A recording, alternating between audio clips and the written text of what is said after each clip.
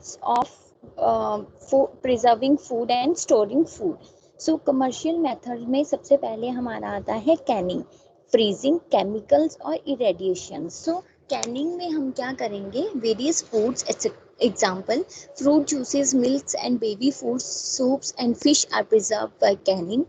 The food is first sterilized at high temperature for a short time, then cooled and filled in pre-sterilized container in a sterile atmosphere. There is some loss of heat labile vitamins during the process of canning.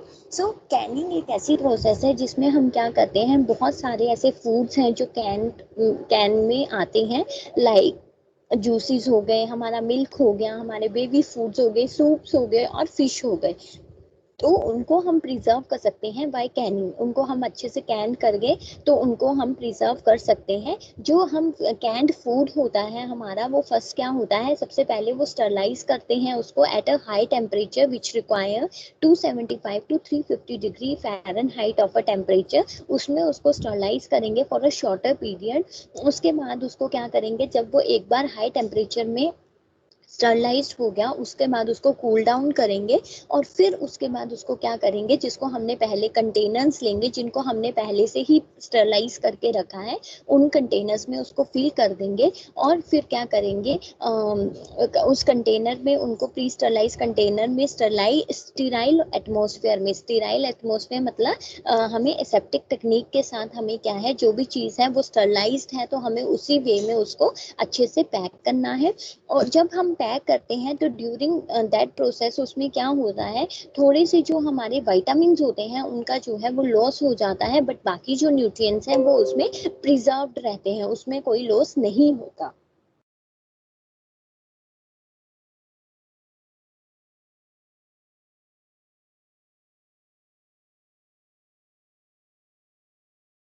Okay, so Canning जब हम करते हैं तो उसमें क्या करते हैं, सबसे पहले हम फूड को स्टरलाइज करते हैं at a higher temperature of 275 to 350 degree Fahrenheit for a shorter time.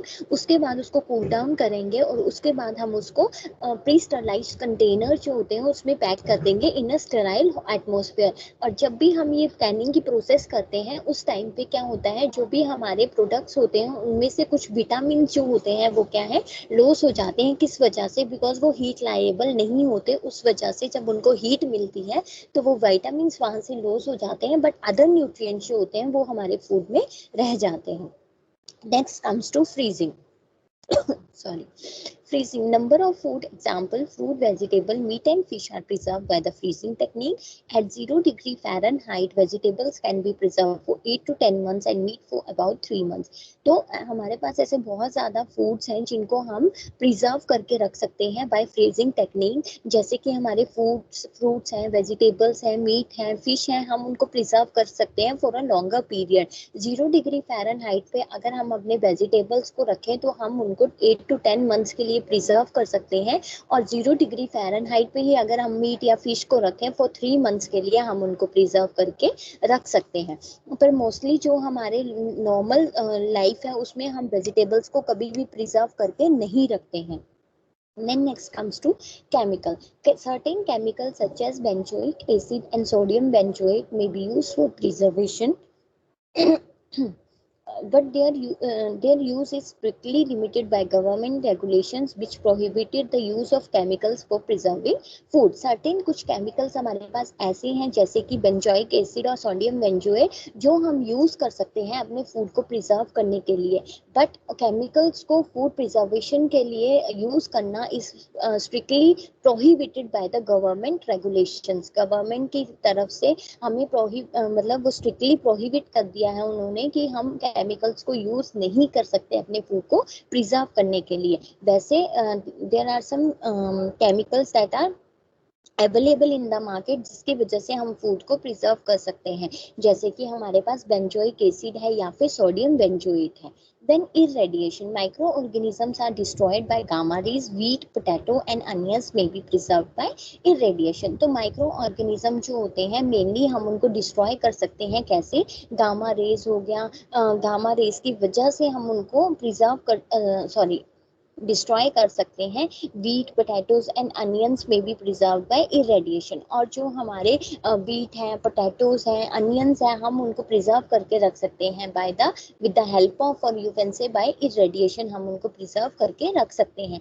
मैंने पहले ही बताया था कि कुछ माइक्रो ऑर्गेनिज्म जो ऐसे होते हैं जो उनको अगर बहुत ज़्यादा हाई टेम्परेचर पे रखें तो वहाँ पे वो क्या है, सर्वाइव नहीं कर पाते, जिसकी वजह से उनकी डेथ हो जाती है और वो मल्टीप्लिकेशन डिवीजन वहाँ पे नहीं कर पाते।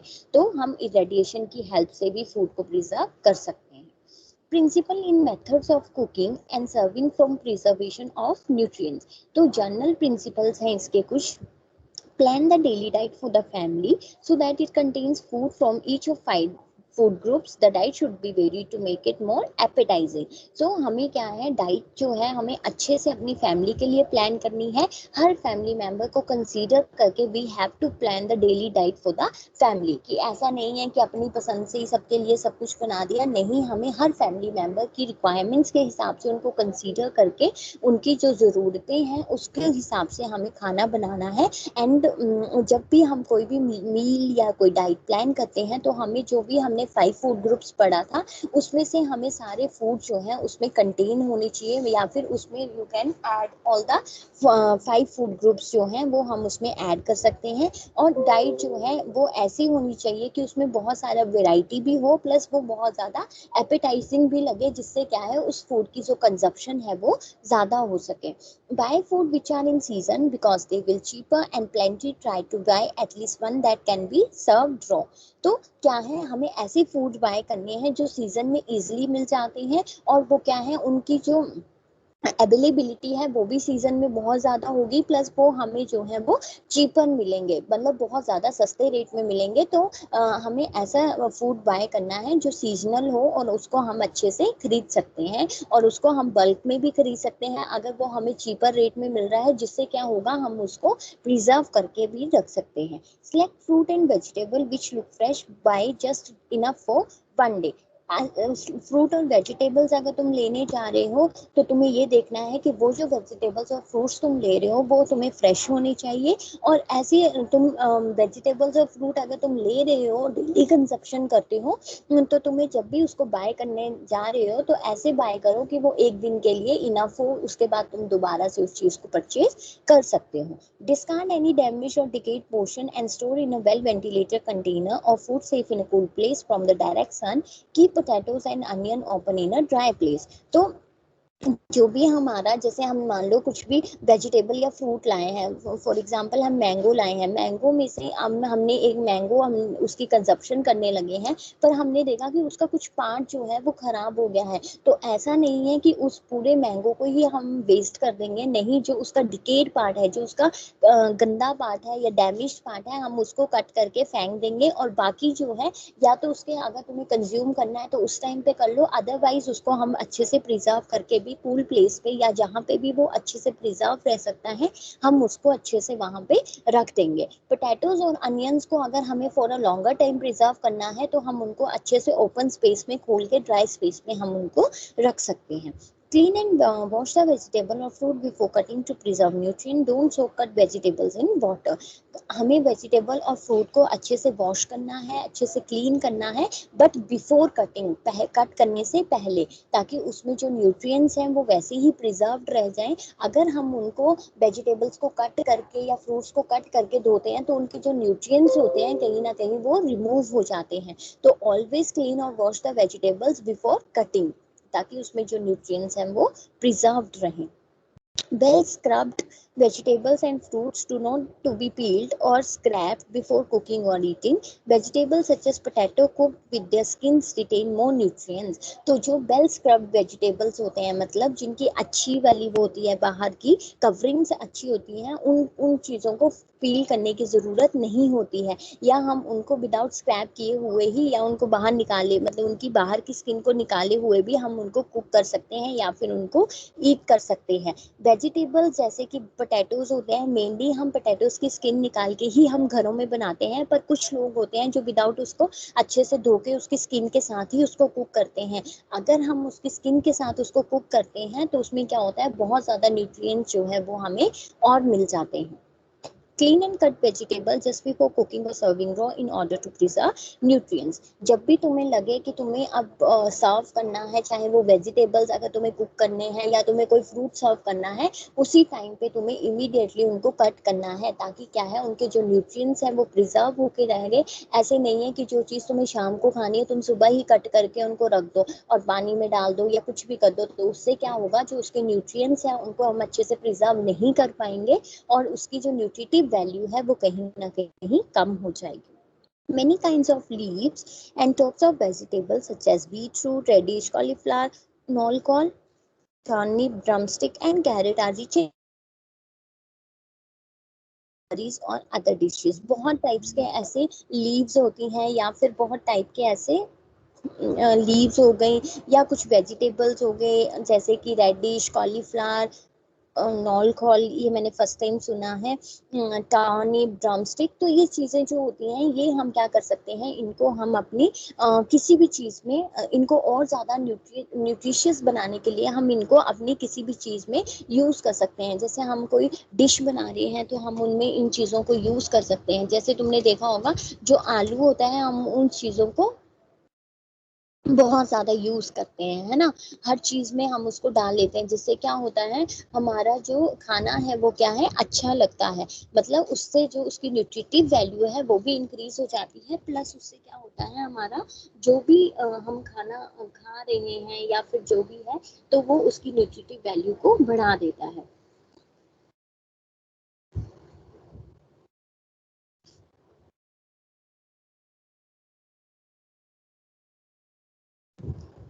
सी ये नोल खोल जो है इसको वाइल्ड कैबेज भी बोलते हैं, दिखाई दे रहा है बीएससी फर्स्ट ईयर, ये ऐसा दिखता है खाने में।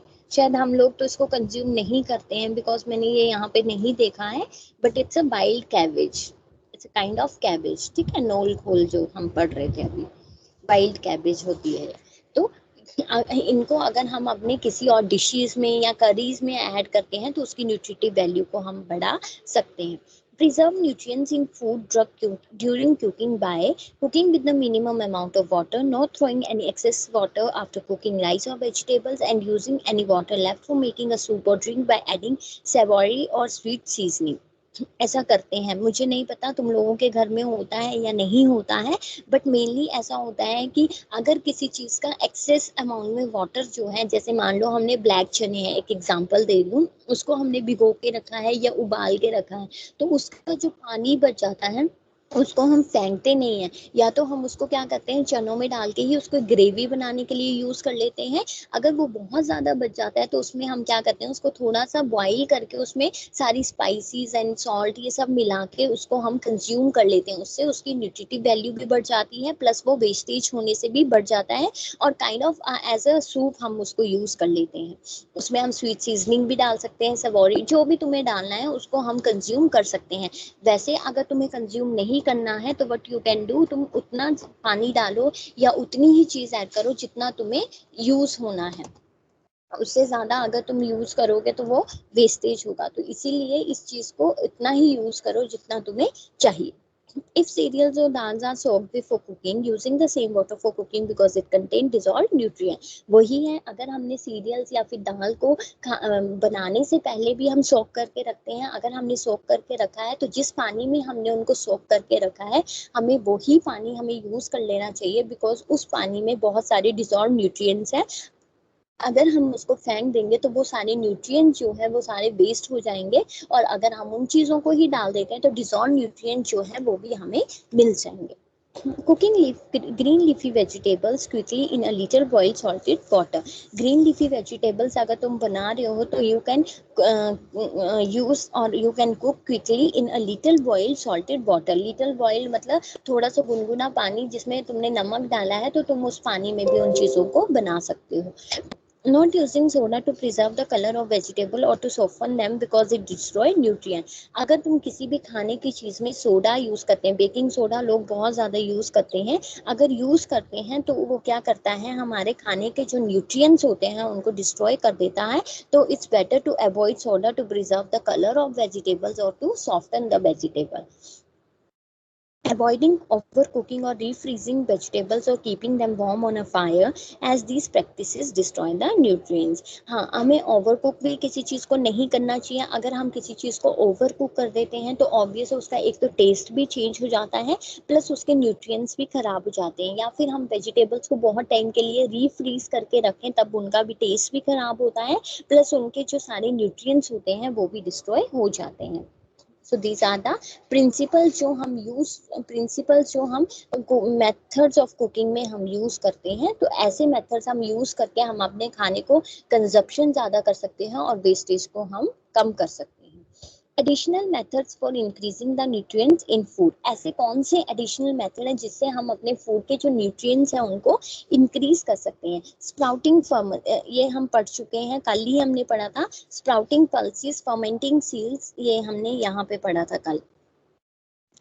यहाँ पे sprouting gram, cereal millet mixture, cereal pulse mixture, तो वही है यहाँ पे. एडिशनल न्यूट्रिएंट्स हम कैसे दे सकते हैं. अगर जो ग्राम्स हैं, ब्लैक ग्राम्स, ग्रीन ग्राम्स, अगर हम उनको क्या है सोक करके रखें, मैंने बताया था 24 आवर्स के लिए, फिर उनको अच्छे ड्राई कपड़े में अगर हम रखें फॉर 2 days, तो उसके बाद क्या होता है उनकी जो वो होती है स्प्राउट्स होते हैं वो निकलने शुरू हो जाते हैं, जिसमें क्या होता है हमारा विटामिन बी और सी का कंटेंट जो है वो ज़्यादा हो जाता है. और हम उनको या तो कुक करके भी खा सकते हैं, विदाउट कुकिंग के भी हम उनको ले सकते हैं, जिससे हमारे खाने की जो न्यूट्रिएंट्स होते हैं वो ज़्यादा इंक्रीज हो जाते हैं.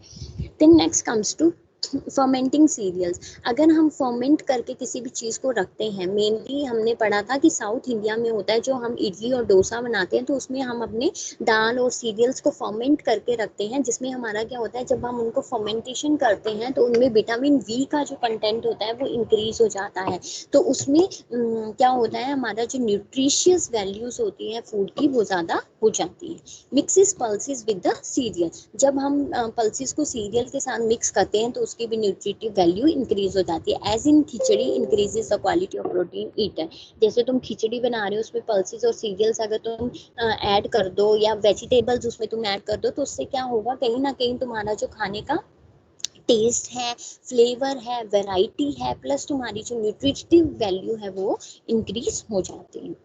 फूड हाइजीन और प्रिकॉशंस इन सिलेक्शन फूड. कैसे तुम फूड हाइजीन मेंटेन कर सकते हो और ऐसी कौन सी प्रिकॉशंस है जो तुम्हें लेनी है जब तुम कोई भी फूड सेलेक्ट करने जाते हो. तो food is a potential source of infection. It can be contaminated by bacteria or other microorganisms and parasites, and at any point during its journey from the producers to the consumer. Food hygiene implies hygiene in the production, handling, distribution and serving all types of the food. तो food जो है एक potential source of infection है. क्यों? Because वो एक producer जो उसको दे रहा है वहां से लेके पता नहीं कहाँ कहाँ से वो आया है, फिर वो कंज्यूमर के पास पहुंच रहा है, तो उसके इन्फेक्शन होने के चांसेस बहुत ज़्यादा हो जाते हैं. बिकॉज वो बहुत सारे बैक्टीरिया से, बहुत ज़्यादा पैरासाइट से, बहुत ज़्यादा माइक्रो ऑर्गेनिज्म से क्या होता है कंटेमिनेटेड होता है ड्यूरिंग द जर्नी. वही है कि प्रोड्यूसर से कंज्यूमर तक आने के लिए उसको बहुत ज़्यादा टाइम लगता है, प्लस उसको बहुत ज़्यादा kind of we can say कि उसकी जर्नी जो है बहुत ज़्यादा होती है. तो उस टाइम पे उसके ऊपर हो सकता है बहुत सारे माइक्रो ऑर्गेनिजम्स हो, पैरासाइट्स हो, बैक्टीरिया हो, जिसकी वजह से वो फूड जो है वो कंटेमिनेटेड हो सकता है, तो जिसकी वजह से इन्फेक्शन होने के चांसेस रहते हैं. तो फूड हाइजीन इज मस्ट. इसीलिए बोलते हैं कि जब भी तुम कोई भी फूड ले रहे हो तो उसको अच्छे से पहले प्रॉपर वॉश कर लो, ताकि उसमें अगर ऐसी कोई चीजें हैं तो उनको हम रिमूव कर सकें. Food employ. और अगर फूड हाइजीन हमें मेंटेन करनी है तो वो हमें कैसे मेंटेन कर सकते हैं हम. फूड हाइजीन जो है वो ऐसी हाइजीन है, वो तब से शुरू हो जाती है जब से उसकी प्रोडक्शन शुरू होती है, उसको कोई हैंडल कर रहा है, उसको डिस्ट्रीब्यूट कर रहा है थ्रू आउट द कंज्यूमर्स, और serving of all types of food. अगर वो किसी को सर्व भी कर रहे हैं तब भी वो वहाँ पे हाइजीन मेंटेन करना is must. Milk, source of infection. The contamination of milk may rise from 3 sources such as dairy animal, human handler और इन्वायरमेंट. 3 टाइप्स हैं जिससे हमें क्या है मिल्क कंटेमिनेशन हो सकता है. जैसे कि डेयरी एनिमल, जहाँ से हम दूध ला रहे हैं, जिस एनिमल से ले रहे हैं वहाँ से ट्यूबरकल बैसिलाई एक माइक्रो ऑर्गेनिज्म है, वो हो सकता है जिसकी वजह से इन्फेक्शन होने के चांसेस रहते हैं.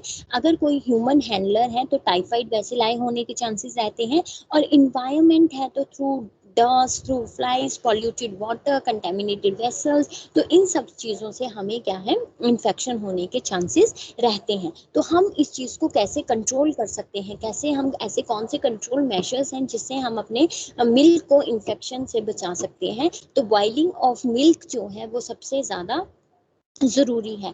विदाउट बॉइलिंग हमें मिल्क को कभी भी कंजप्शन नहीं करना चाहिए, because there may be chances, अगर हम बिल्ला बॉइल किए उसको क्या करें, कंजप्शन करें, तो उससे इन्फेक्शन होने के चांसेस रहते हैं। और मैंने पहले ही बोला कि हाई टेम्परेचर में अगर हम किसी चीज़ को बॉईल कर रहे हैं तो वहाँ पे माइक्रो ऑर्गेनिज्म क्या है वो मर जाते हैं, मल्टीप्लाई और डिवाइड नहीं कर पाते, उनकी ग्रोथ वहाँ पे नहीं हो पाती। तो इसीलिए हमें फूड को जो है वो अच्छे से बॉईल करना है। और अगर हम बॉईल करके ले रहे हैं तो देयर में भी चांसेस कि वहाँ पे इन्फेक्शन के चांसेस कम हो जाए। बट कुछ डिसएडवांटेजेस भी हैं हमारी जब हम मिल्क को बॉईल करते हैं, तो वो क्या है, boiling. The disadvantages of boiling the milk are: boiling kills the organism present in the milk, including the useful lactic acid bacteria. It destroys vitamin C and B mostly. Boiling gives cooked taste to milk due to the burning of lactase during boiling.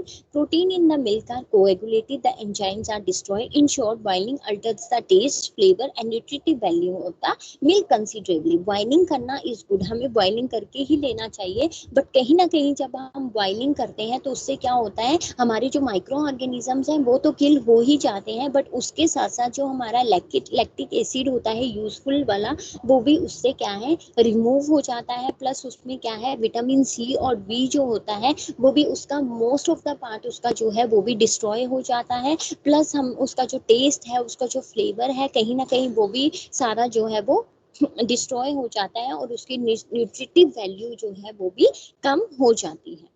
Pasteurization जो है has been defined by an expert committee of WHO as the heating of milk to such temperature and for such period of time as are required to destroy any pathogen that may be present while causing minimal changes in the composition, flavor and nutritive value. Pasteurizer differs from boiling in the following respects. तो pasteurization is same, वो WHO की expert committee ने 1970 में शुरू किया था कि milk को हीट करने के लिए अगर हम उसको कुछ ऐसे टेम्परेचर, पर्टिकुलर टेम्परेचर में हीट करते हैं, बॉईल हीट करते हैं, या फिर उसको थोड़े टाइम के लिए हम हीट करते हैं, तो उससे क्या होगा, हमारे जो पैथोजेंस हैं या माइक्रो ऑर्गेनिजम्स हैं वो डिस्ट्रॉय हो सकते हैं। बट उससे हमारी कुछ डिसएडवांटेजेस भी हो जाएंगी कि हमारा जो फ्लेवर है, न्यूट्रिटिव वैल्यू है, जो हमारा टेस्ट है, कॉम्पोजिशन है, कहीं ना कहीं वो भी हमारी उसके साथ डिस्ट्रॉय हो जाती है। पर पॉस्चराइजेशन जो है वो बॉइलिंग से थोड़ा सा कुछ एस्पेक्ट्स में डिफर है, जैसे कि pasteurization destroy only the harmful pathogenic bacteria but not the useful lactic acid bacteria. Pasteurisation जब हम करते हैं तो वो क्या करता है, हमारे जो हार्मफुल बैक्टीरियाज होते हैं उनको वो डिस्ट्रॉय कर देता है, बट जो यूजफुल लैक्टिक एसिड बैक्टीरियाज होते हैं उनको वो डिस्ट्रॉय नहीं करता। विटामिन आर नॉट डिस्ट्रॉय, जब हम पैस्चराइजेशन करते हैं तो उससे हमारी जो विटामिन होते हैं वो डिस्ट्रॉय नहीं होते, वेयर एज इन बॉइलिंग में वो क्या होता है, विटामिन बी और सी जो मोस्ट ऑफ द पार्ट होता है वो डिस्ट्रॉय हो जाते हैं।